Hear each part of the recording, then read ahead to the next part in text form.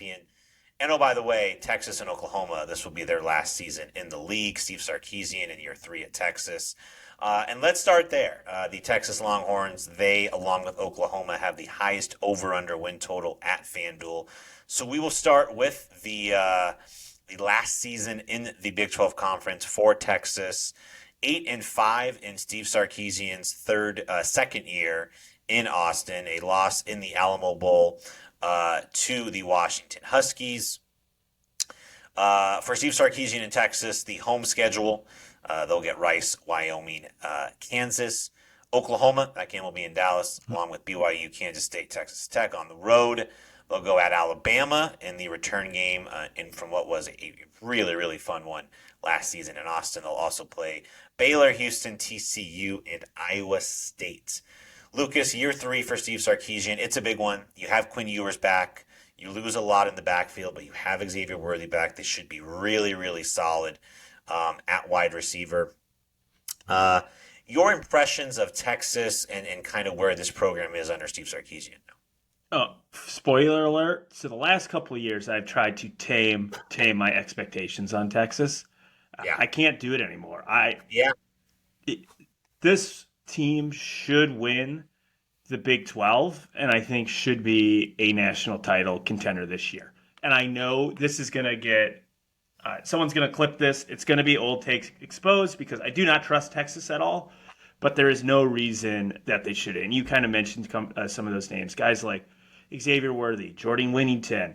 They also got Adonai Mitchell, a wide receiver transfer from Georgia, who had a really good game in the national title game. You have Quinn Ewers should be improved. I've listened to a recent Steve Sarkisian interview about Quinn Ewers, and he had said guys who are in their second year in his system usually excel pretty well from year 1 to year 2. So excited to see that. They might have one of the best offensive lines in the country. This is a defense that improved drastically last year and brings a lot of firepower back on that side of the ball. If you're Texas, is this the most excited you've been since maybe year 3, year 2 of Tom Herman a few years ago? Or do we go all the way back to Mac Brown? Because I think they could be that good this season. It probably has to go to Mac Brown. I agree with you. I think this is the best. This is the best roster in the conference. Mm-hmm. And a lot of it's going to depend on what you get from Quinn Ewers. He was just under 60% completion percentage last year, 15 touchdowns, 6 interceptions. Had a lot of up and down games, right? They had a lot of turnovers against Oklahoma State, got injured against Alabama, wasn't able to finish the game. And that quarterback room might be the deepest in the country, right? Malik Murphy looked really good in the spring game. Arch Manning has all of the hype. Only question mark for Texas on offense really is can you replace Bijan Robinson and Roschon Johnson? I think that'll be more of a committee approach. Guys like Caleb Robinson, Jonathan Brooks, Jay Baxter. It should be the best receiving core maybe in the country. Like Lucas mentioned the names, right? Jordan Whittington, Xavier Worthy. Jonte Cooks, a 5-star freshman, was in for spring. They really like as well. So on paper, it's the best roster. And, when you look at the schedule, you do get Oklahoma. You play 5. You only play 4 true Big 12 road games. One of them is Iowa State. Houston, Baylor, also in-state. I think this sets up really, really nicely for Texas this year. And it's a big one, right? We kind of mentioned it a couple weeks ago. Like, this could be their last really good chance at a conference championship and a playoff berth in a while, because it could take a couple years to transition to the SEC to get used to playing who you're going to play. So, Lucas, I think I know where you're going with this. The over-under at FanDuel, 9.5. The over is -134. The under is +110. Are you going over or under 9.5 for Texas? I think I would be doing myself a disservice if I pick the under, because I don't think a 9-3 Texas team is going to win the Big 12. No, I'm going over. I think 10, 11 wins. You were mentioning the schedule, obviously, a tough early non-season or early non-conference game on the road in Tuscaloosa against Alabama. That's going to have so many intriguing storylines going in there. You're going to have this ascending Texas team versus an Alabama team that we have a lot of question marks for the first time in a while. But then you look at the rest of the Big 12, they're going to be favored, I think, in every game that they play in conference this season. So, yeah, over for me, 10.5 or 9.5. I think at worst, this team is 10-2, maybe with an Alabama loss and one conference loss. But I think that is the floor for this team this season. I'm on the over as well. I mean, again, you look at the schedule. At Baylor, that should almost be a Texas home game. I mean, at Houston could be 50-50 crowd. You get Kansas State, the reigning Big 12 champion, at home. At TCU, Week 10, again, or November 11th, could be tricky. You end the season with Texas Tech at home. It's an over for me as well. I think 10 wins is the floor for this team. I could see them beating Alabama in week two, really kicking off the hype train. And even if you lose to Alabama, I mean, I still think you got a Mm-hmm. really good chance to only lose once in conference. If you do that, you hit this over. So it's a pretty easy over me. It's a pretty easy over for me for Texas. Let's get to Oklahoma, Texas's main rival. They will be joining the Longhorns in the SEC next year. Tough first year for Brent Venables. I'm not used to seeing the Oklahoma Sooners at 6 wins. They were 6-7 in 2022, only 3-6 in conference. A loss in the bowl game. Lucas, interesting time for Oklahoma. I was listening to a podcast and they talked about, could Oklahoma become the new Nebraska, right? Where Nebraska leaves the Big 12, they go to the Big 10, they chase the money, they put themselves at a really big geographical disadvantage in terms of where you get talent and travel and such.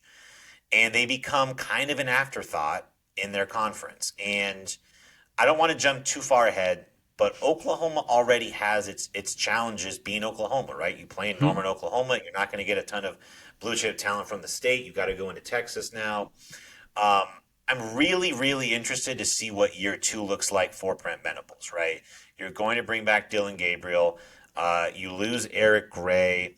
You had two top 3 round picks gone on the offensive line, 3 starters gone off the unit. You lose your top receiver. I'm very interested to see what Oklahoma looks like in 2023. I think it's a big year for Brent Venables. It's a huge year, and we were kind of talking about it at nauseum with Texas during our spring previews, and really when we reviewed last year. Both of these teams are going to be on the microscope. One, because they should be the two most talented teams in their conference, but they need to both go in with significant momentum. And last year probably could not have gone more worse for Brent Venables than it did in year one. It was one of their worst seasons since I believe Bob Stoops took over 6-7. Now, they had a lot of issues. They had a ton of roster turnover with the coaching change. Their defense was an absolute mess, which I don't blame 100% on Brent Venables because it was kind of a mess before he got there. But the offense was still good. But then once Dylan Gabriel went down, they had no answer at quarterback, and their offense went just completely sank in the couple of games that he had missed. So yeah, it's a huge year, and I don't know if Oklahoma fans are going to be happy if they don't make the Big 12 title game again this season. It's 8 wins, 9 wins, which is an incremental improvement from what they were a year ago. Good enough.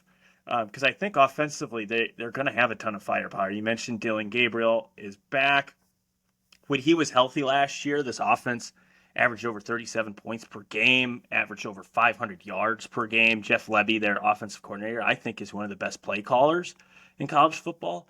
I think the biggest question, and you're going to hear this a lot with a lot of these teams, I feel, in the Big 12. I think it's just kind of how the conference is built, is can their defense incrementally improve? I do think they can, because Brent Venables has proven that he can put really, really good defenses together. They also have a top 5 recruiting class coming in this year that should help provide more depth and get more players that fit what Brent Venables wants to do. Yeah. That being said, I do think I'm not as high on them as I am on Texas, because Texas is now in year 3 under Steve Sarkisian. I think are finally molding together. I still think this is a building year. I think they're better than they were last year, but I still think this is a building year for Brent Venables in Oklahoma.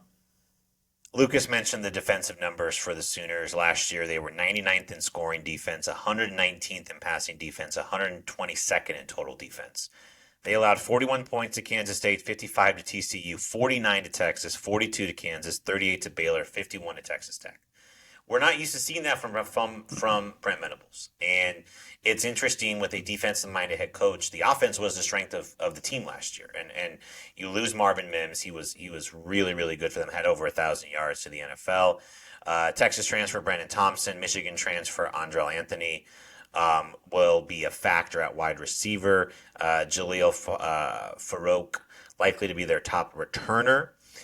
Um, like Lucas said, can you improve enough to be average defensively? And we're going to say it a lot because the Big 12, they love to score points. There's not a lot of defense.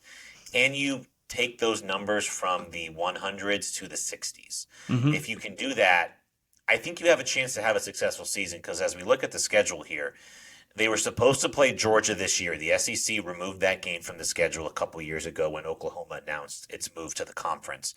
Your non conference is Arkansas State, SMU at home at Tulsa. Your home games in conference are Iowa State, UCF, West Virginia, and TCU. You play Texas in Dallas. The road schedule in conference is Cincinnati, Kansas, BYU, Oklahoma State. They, to me, it sounds like a very favorable draw. You get West Virginia, UCF, Iowa State at home. You get Cincinnati on the road, BYU on the road, Bedlam on the road should be tricky. Um, Over or under set at FanDuel is 9.5, which was a lot to me. Over -110, under -110. Lucas, I'm going to take the under because I need to see it first. I need to see Dylan Gabriel stay healthy. I need to see if they can replace Eric Gray, who rushed for 1,000 yards last year. Marvin Mims, their top receiver, and can you get anything close to an average defense? Mm-hmm. It wouldn't surprise me if they win 10 games. This isn't going to be a lock for me. I think 9-3 or 8-4 would be a pretty nice year too. If you go 9-3 and finish second or third in the conference, I think that's a pretty successful year too. 9.5 just feels too big for me. So I'm going to take the under 9.5 for Oklahoma. We are in agreement on that for a Yeah. lot of the points that you said. I'm taking the under two. I think 8-4, 9-3 is much more plausible, just because I think it's just a huge leap defensively that they do have to take. Now they did bring in, a couple good transfers. They brought in, Rondell Bothroyd from Wake Forest, who started over Yep. 30 games at the end there. They brought in Reggie Pearson, who I'm relatively familiar with. Started his career at Wisconsin, started there, then transferred to Texas Tech and was like a 3-year starter.